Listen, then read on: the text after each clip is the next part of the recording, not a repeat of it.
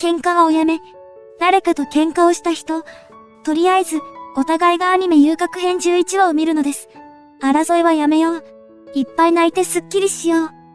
というわけで、テレビアニメ鬼滅の刃遊郭編の最終話が盛大に幕を閉じました。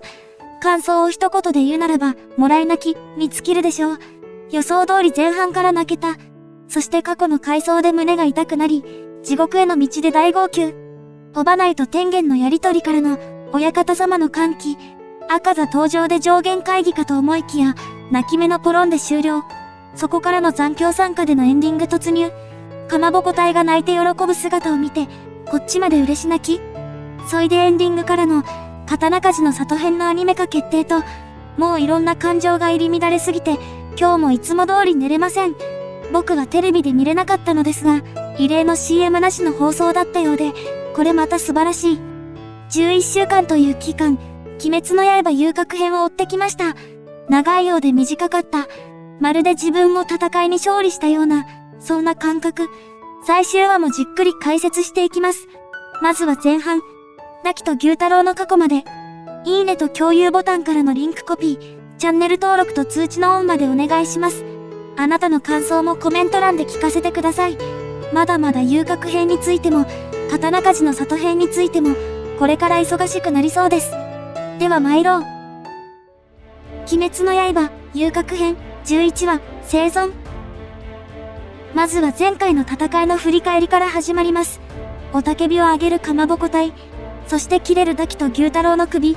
同じタイミングで切られた首は、地面に向かい合わせて静止します。牛太郎の体には、首を切られた時に発動する血気術が仕込んでありました。その様子を見て焦る天元。炭治郎に逃げるよう叫びます。しかし炭治郎は、毒と疲労で天元の声が聞こえない状態。広範囲にわたる牛太郎の飛び地釜の攻撃。ここでやっぱり来てくれました。禰豆子の登場です。これには鳥肌が立ちました。最後の力を振り絞ったであろう。禰豆子の抜血。アニメ10話でこの様子がわかるかなと見てみましたが、そこはわからないようになっていました。禰豆子は全ての飛び地釜を防いだわけではありません。おそらくは天元と炭治郎、善逸、伊之助、3人の嫁に危害が及ばぬよう、ピンポイントで飛び地釜を防いだのだと思います。そしてここから、オープニング曲を挟むことなく、本編へと突入していきます。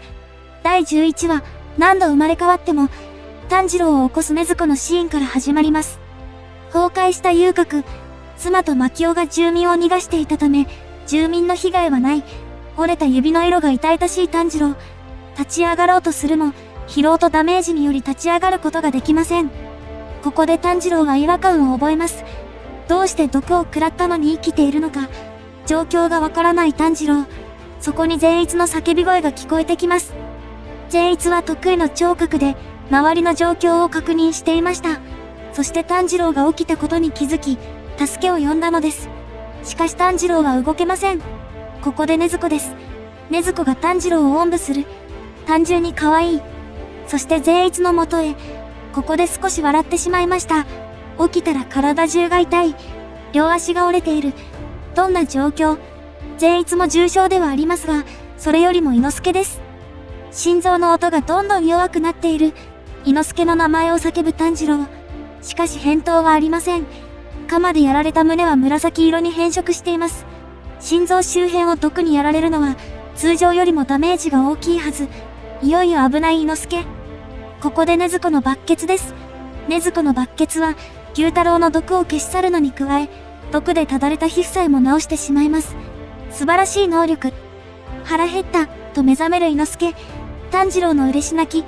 僕はここで最初のもらい泣きをしてしまいました。伊之助は本当によく頑張った。抱きつく炭治郎にツンツンする伊之助。好きです。そして須磨の大泣きです。今回の須磨はほとんどまともな顔をしていなかったような。天元は上半身のほとんどを毒にやられ、見るに耐えない状況。喋るのも辛い状況ですが、最後の遺言を伝えようとします。しかし大騒ぎをする須磨のせいで、天元は何も伝えることができません。舌も回らなくなってきた。天元もいよいよ危ない。そこに再び禰豆子の登場。ここの禰豆子の、よ、には皆さん注目していたでしょう。禰豆子は喋ることができませんので、実際にはよっとは言っていませんが、よ、に聞こえる効果音みたいなのが鳴っています。手を挙げる禰豆子が可愛い。そして爆血です。燃える天元に焦る嫁たち。ここでスマが禰豆子をさらうのですが、この動きが結構早くて笑いました。スマも忍びですからね。禰豆子に詰め寄るスマ。天元が焼かれたのだとしても、お尻を叩くだけでいいんだ。そんな面白いスマに対し、天元が口を開きます。毒が消えた。天元は一命を取り留めました。泣きわめく3人の嫁。ここでまたもらい泣きです。嬉し泣きにつられる。炭治郎の体を気遣う天元。しかし炭治郎は、ダキと牛太郎の首を探しに行きます。毒が消えていない状況だったので、まだ鬼が生きている可能性があるからです。再び禰豆子におんぶをされる炭治郎。そして鬼の血だまりを見つけます。鬼の血に向かって石を投げ、攻撃してこないかを確認。そして採血の担当で上限の血を入手。すぐさまチャチャ丸が現れます。チャチャ丸が可愛い。猫飼いたい。そしていよいよ炭治郎と禰豆子が、ダキと牛太郎の首を見つけます。鬼滅の刃、遊郭編、11話、兄弟。言い争っているダキと牛太郎。ここは本当に胸が苦しくなる場面。兄弟の言い争う姿は見たくないものです。責任をなすりつけ合い、収まりのつかない二人。ここでダキが言ってはいけない言葉を口にします。あんたみたいに醜い奴が、私の兄弟なわけないわ。ここの炭治郎の悲しそうな表情。もしも自分が禰豆子からそんなことを言われたら、そんな言葉を連想させる炭治郎のこの表情。ダキはさらに言葉を続けます。あんたなんかとはきっと血も繋がってないわよ。だって全然似てないもの。この役立たず。強いことしかいいところがないのに、何もないのに。負けたらもう何の価値もないわ。出来損ないの醜いやつよ。これには牛太郎も言い返してしまいます。ここでの牛太郎は、二つの感情が渦巻いていたと思います。妹にここまで言われて悲しい。しかし反面怒りも抑えきれない。出来損ないはお前だろうが。弱くて何の取り柄もない。お前さえいなければ俺の人生はもっと違ってた。牛太郎は、初めてダキに対してここまで言ったのではないでしょうか。上限としてここまで追い詰められたことはなかったでしょうし、人間時代にもこんなことを言う場面はなかったでしょう。ダキには辛すぎる兄の言葉。炭治郎は見過ごすことができません。炭治郎は知っています。兄の気持ちを、お前さえ生まれてこなければ、そう言いかけた牛太郎の口を塞ぐ炭治郎。嘘だよ。本当はそんなこと思ってないよ。全部嘘だよ。仲良くしよう。この世でたった二人の兄弟なんだから。君たちのしたことは誰も許してくれない。殺してきたたくさんの人に恨まれ、憎まれて罵倒される。味方してくれる人なんていない。だからせめて二人だけは、お互いを罵り合ったらダメだ。兄の言葉に呆然としていたダキは、炭治郎の言葉を聞き、これが悔し涙に変わります。泣きながら消滅していくダキ。死にたくない、お兄ちゃん、と牛太郎に助けを求めます。かわいそうにも思えてくる、ダキが消滅するシーン。お兄ちゃんと言いかけるところで口元が消滅するのが、なんとも悲しい。敵キャラなのに、こんなに切なくなるとは。これが鬼滅の刃、上限の6です。先に消滅したダキに対し、梅と叫ぶ牛太郎。牛太郎はここで思い出したのです。過去の記憶を。鬼滅の刃、遊郭編、11話、過去。ダキに続いて消滅した牛太郎。ここから二人の過去の回想へと入っていきます。牛太郎の静かな口調のナレーション。梅という名前は、死んだ母親の病名から付けられたもの。死んだ母親の横で座るのは牛太郎。ここには梅もいたはずです。アニメ6話で少しだけ梅の様子が登場していますが、ここがこの回想と繋がっているシーン。おそらくですが、二人の父親は母親の客。なので父親については、母親すら誰か分かっていないでしょう。遊郭の最下層ですから、否認もろくにされていなかったはず。子供を育てるには金がかかる。生まれてくる前に何度も殺されそうになった牛太郎。生まれてからも何度も殺されそうになります。気が狂っているとしか思えない母親。牛太郎を何度も殴りつけます。母親の客が来ている間、牛太郎は外に出歩いていなければならなかった。母親の手により、身も心もボロボロの状態の牛太郎。外に出れば他人からも罵倒され、石を投げられる始末。九太郎の容姿は、幼少期の頃が一番ひどいものでした。これは母親の暴力によるもの、そして先天性の病気の影響も大きいでしょう。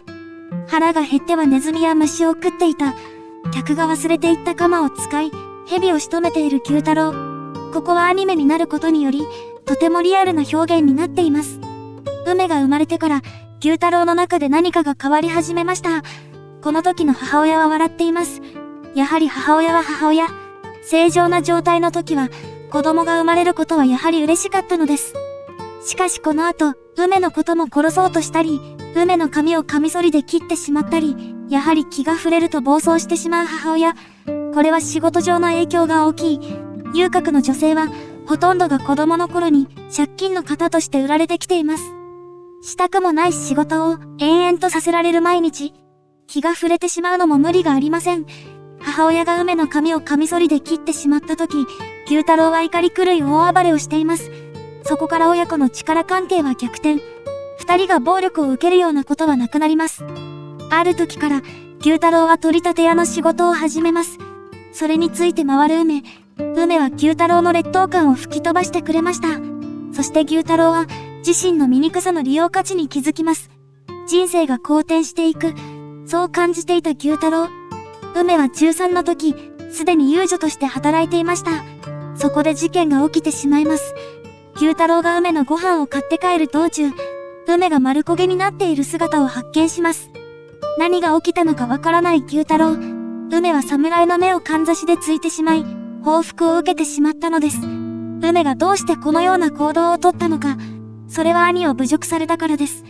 梅は兄の侮辱をどんなことより許せなかったのです。まだ息のある梅、九太郎は泣き叫びます。俺から取り立てるな。元に戻せ妹を。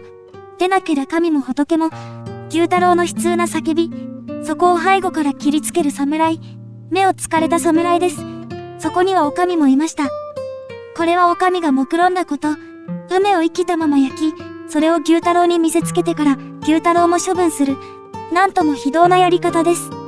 そもそも梅の責任は店にもあるはず。お上に利用されてしまう侍とは一体。しかもお代まできっちりいただこうとするがめつさ。お上の話を聞き、怒りを抑えきれない九太郎。飛び上がり、お上の脳天を鎌で攻撃。そして切りかかる侍も一周。ここで九太郎は、初めて人を殺したのだと思います。人間時代に人を殺した者は、地獄行きが確定してしまいます。ここが梅とは違うところでした。梅を抱え、遊郭をさまよい歩く九太郎。このままでは二人とも死んでしまう。倒れる九太郎。雪が降り始めます。思えば昔から、二人は寒さにも虐げられてきました。人も環境も、誰も二人の味方をしてくれない。そこに手を差し伸べたのがドーマでした。当時の上限の6です。ドーマの声優は、皆さん本命の宮野真守さん。まさにイメージ通りの声です。そして綺麗な虹色の瞳。無限上編が楽しみすぎる。命は大切にしなければ、というドーマですが、人を食いながら言うセリフではありません。